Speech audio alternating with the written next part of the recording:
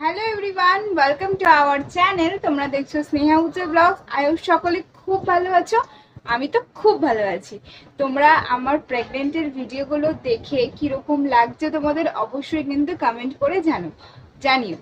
আর তোমাদের মনে যদি আমার প্রেগনেন্ট সম্পর্কে মানে তোমাদের যদি কোনো প্রশ্ন থেকে থাকে তাহলে সেটা আমার ভিডিওতে কমেন্ট করে জানিও। আমি অবশ্যই চেষ্টা করব তোমাদের প্রশ্নের উত্তর দিতে। তো আজকে সকালবেলায় ঘুম থেকে উঠেই কি কি করেছি সেগুলো তোমাদের সাথে একটু শেয়ার করি। তো ঘুম থেকে উঠে আজকে মাথা হরলিক্স খেয়েছি, তারপর ডিম টোস্ট খেয়েছি। তো এখন একটু বসে আছি, একটু আগে গপু সোনাকে ঘুম থেকে তুলে খেতে দিয়ে দিয়েছি। এখন বসে আছি, একটু পরে করবো রান্না। তো আজকে মামুনি বাড়িতেই ছিল। তো আজকে হচ্ছে আমাদের এখানেই একটা জায়গায় মানে মেলা হয়। তো মেলা বলতে ঠিক না, ঠাকুরের পুজো হয়, তো সেখানেই সবাই মিলে ওখানে গেছে মামনি। তাই আজকে বাড়িতে আমি একাই আছি, আর বর তো অফিস চলে গেছে। আর আজকে হচ্ছে আমার ডক্টরের কাছে চেক আপ রয়েছে তার সাথে। তো এখন ওই 11:30 মতো বাজে। তো চলো, আহ, এখন কি করব, এখন রান্না বান্নাই করব। তো রান্না বান্না করার পরে তো ঘুম থেকে উঠেই তো আমি ঘরদোর পরিষ্কার করে নিই। কারণ ঘুম থেকে উঠেই ঘরদোর পরিষ্কার না করলে আমার একটু ভালো লাগে না। ঘরটা পরিষ্কার করে রাখলে আমার সব থেকে বেশি ভালো লাগে। তো চলো রান্না বান্না করা যাক। আর কি কি করব আজকে সবকিছু তোমাদেরকে ভিডিওর মাধ্যমে শেয়ার করব। আর অবশ্যই তোমাদের মনে কোনো প্রশ্ন থেকে থাকলে আমাকে অবশ্যই আমার ভিডিওতে কমেন্ট করে জানিও। তো চলো তোমরা ভিডিওটা দেখতে থাকো। আজকে দুপুরবেলায় আর বেশি কিছু রান্না করিনি, শুধু করেছিলাম ভাত আর পাঙাশ মাছ আর বাটা মাছ একবারেই তরকারি, দুটো মাছ দিয়ে একবারেই তরকারি করে নিয়েছিলাম। পাঙাশ মাছ আমি খাই না বলে আমার জন্য বাটা মাছ। আর এখানে বর অফিস যাবে, এর জন্য বরের টিফিনটা আগেই আমি গুছিয়ে ফ্রিজে রেখে দিয়েছি, আর এখানে আমার খাবারটা বেড়ে নিয়েছি। তোমাদেরকে তো দেখালামই যে আজকে দুপুরবেলা আমি কি রান্না করেছি। তো দুপুরবেলায় আমার খাওয়া দাওয়া হয়ে গেছে, এখন বসে আছি। দুপুরবেলায় গপু সোনাকেও আরেকবার খেতে দিয়ে দিয়েছি, তারপরে আমি লাঞ্চটা কমপ্লিট করে নিয়েছি।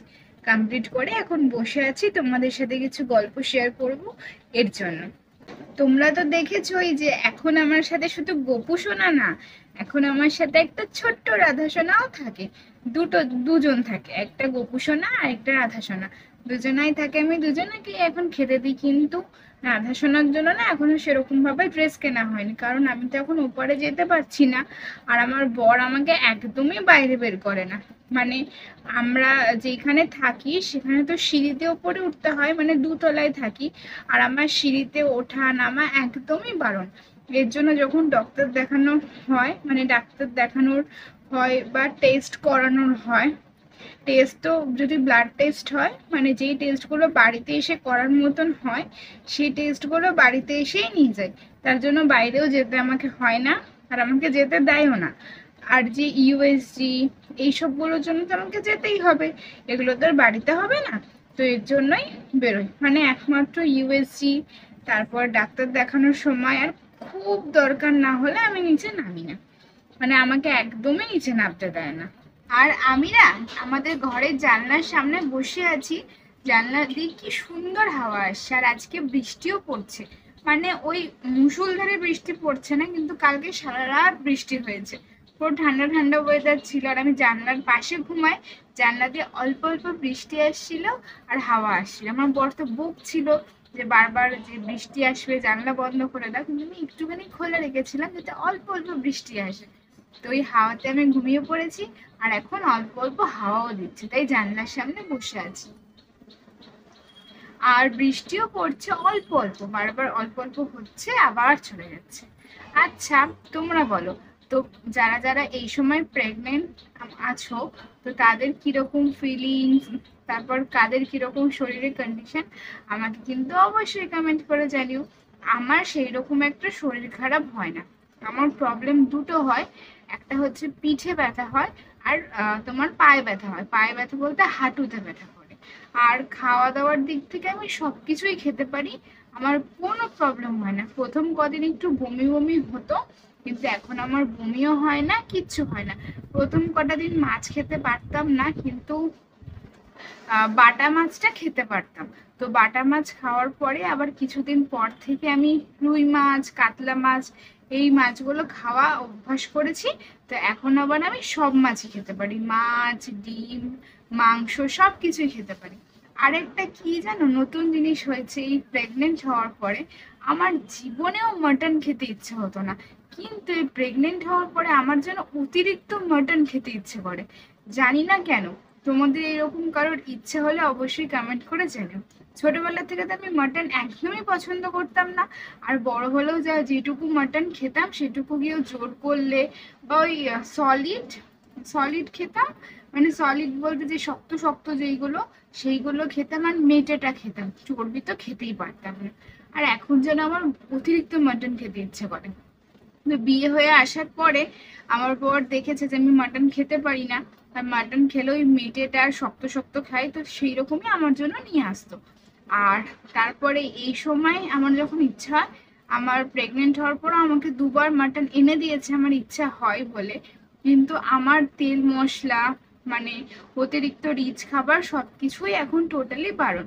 আমি তো বেশি মাটনও খেতে পারবো না, তাই নিয়ে এসেছিল তো অল্প অল্প, মানে অল্প অল্প করে বলছিল বারবার খাবে যাতে পেটে ব্যথা তোমার না হয়। তো মাটন তো খেয়েছিলাম, যাই হোক এখন তো ঠিকঠাকই আছে শরীরের কন্ডিশন। আমার বেবিও একদম ঠিকঠাক আছে, যতবার ডাক্তার দেখাতে গেছি ডাক্তার একদম ঠিকঠাকই বলেছে। সবার যেরকম হয় না, বমি হয়, অনেক কিছু কেউ খেতে পারে না, এই প্রবলেমটা আমার একদমই হয় না। আর আমার বর তো রয়েছেই, সারাক্ষণ অফিস গেলেও 14বার ফোন করে বলবে খেয়েছো তো, খেয়েছো তো।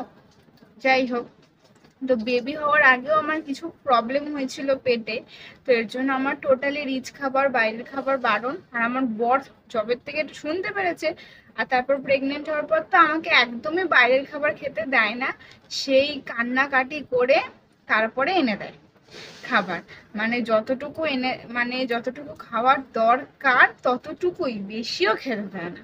যাই হোক, তো চলো আজকেও ডাক্তার দেখানোর আছে, আপাতত দুপুরে খেয়ে একটু রেস্ট করছি। আমার বরের আজকে মর্নিং ডিউটি, ও অফিস থেকে আসবে, এসে খেয়ে দিয়ে রেস্ট করবে, তারপর ডাক্তার দেখাতে যাব। ডাক্তারের ওই 5:30টায় টাইম দিয়েছে, তো তার আগেই বেরিয়ে যাব। তোমাদেরকে একটা জিনিস দেখায়, আমার গোপু সোনা আর রাধা সোনার জন্য কিনেছি, সেই জিনিসটা তোমরা একটু দেখো।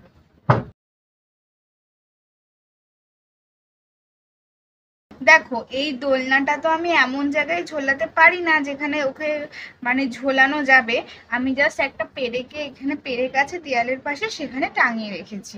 এখানে গোপু সোনা রাধা সোনাকে বসাই, তার কারণ হচ্ছে যে যখন মামুনি বাড়ি থাকে না তখন আরেকটা ঘরে, আমাদের তো 2টো ঘর, তো আরেকটা ঘরে গোপু সোনা থাকে, তো মামুনি যখন থাকে না সেই ঘরে আমাকে এক্সট্রা করে ফ্যান চালাতে হয়, মানে ও গরম লাগে, ওদেরও তো গরম লাগে তাই না, তো এই জন্য 2টো ফ্যান চালাতে হয়। আর অনেক সময় ফ্যান চালাতে ভুলেও যাই, আবার লাইট জ্বালাতেও ভুলে যাই। এর জন্য আমি কি করেছি, আর আমি একা একা থাকি, বড় অফিস যায়, মামুনিও অফিস যায়, মানে ডিউটিতে চলে যায় দুজনায়, তো তার জন্য আমি তো একা একা থাকি, তার জন্য গোপু সোনা রাধা সোনাকে এই ঘরে নিয়ে আসি, আমরা 3জনে একসাথেই থাকি। 3জনা না, আরো একজন, 4জনা আমার পেটের ভিতরে রয়েছে, এখনো অব্দি বেরোয়নি বলে ওকে কাউন্ট করছি না। যাই হোক, তো চলো একটু রেস্ট করে নিই, তারপর আমার বর আসুক, রেডি হয়ে যাব ডাক্তার দেখাতে। জানি না ডাক্তারের ওখানে আজকে কি বলবে, ডাক্তারের ওখানে আজকে যাই, ডাক্তার কি বললো অবশ্যই তোমাদের সাথে শেয়ার করবো। আর তোমাদের সাথে গল্প করতে, ভিডিও শেয়ার করতে আমার খুব ভালো লাগে। আর আমার ভিডিওগুলো কেমন লাগছে অবশ্যই কিন্তু তোমরা কমেন্ট করে জানিও। চলো এখন রেস্ট করে নিই। তো আমি এখন রেডি হয়ে গেছি, 2-3টে জামা পরেছিলাম বাট গায়ে একটুও হয়নি, তারপরে মামুনির লাল জামাটা পরেছি। ফাইনালি এটা হয়েছে। বর অফিস থেকে এসে খাওয়া দাওয়া করে রেডি হয়ে নিয়েছে, রেডি হয়ে 5 মিনিট রেস্ট নিল, এখন আমরা বেরোচ্ছি। তো চলো ডাক্তারের ওখানে যাওয়া যাক। এখানে আমি ডাক্তারখানায় চলে এসে আজকে একটা রেড জামা পরেছিলাম, কারণ কোনো জামাই ফিটিংস হচ্ছিল না, তোমাদেরকে বললাম। তো ফার্স্টে এসে রিসেপশানে আমি আমার প্রেসক্রিপশন, তারপরে ফিসটা জমা করে দিয়েছি, তারপর যখন ডাকবে তখন যেতে হবে। তো আমি আর আমার বর আজকে দুজন মিলেই রেড পরেছিলাম, দেখো দুজনেই ম্যাচিং ম্যাচিং। আর ও অফিস থেকে এসেছিলো তো, ওর না অনেকটাই ঘুম পেয়ে গেছিলো, মর্নিং ডিউটি অনেক ভোরবেলা উঠে, এর জন্য। তো আমরা দুজন ওয়েট করছিলাম, তারপর ডাক্তার দেখিয়ে ফেরার পথে এখানে 2টো চকলেট বিস্কিট আর একটা ডেয়ারি মিল্ক আর একটা মাজা কিনে এনেছিলাম, সবটাই আমার জন্য, সব আমিই খাবো। তো চলো চটপট করে খাবারগুলো আগে খেয়ে নিই আমি। তো আমি ডাক্তার দেখিয়ে বাড়িতে চলে এসেছি। বাড়িতে এসে শরীরটা খারাপ লাগছিল বলে আর ভিডিওটা কন্টিনিউ করা হয়নি তখন। তা একেবারে ফ্রেশ হয়ে এখন বসে আছি, গোপুসোনাকে খেতে দিয়ে ঘুমিয়ে পড়েছি। আমার বর এখানে কম্পিউটারে কাজ করছে। হ্যাঁ, আর একটু পরে ডিনার করব। তাই আর ভিডিওটা বড় করলাম না বেশি, এখানে এন্ড করে দিলাম। তো ভিডিওটা কেমন লাগলো কমেন্ট করে জানিও, ভালো লাগে লাইক শেয়ার করতে ভুলবে না, ফেসবুক থেকে দেখলেও ফলো করে দিও। আর ডাক্তার কি বলেছে না বলেছে তোমাদের সাথে নেক্সট ভিডিওতে শেয়ার করব। এখন সবাইকে গুড নাইট, টাটা।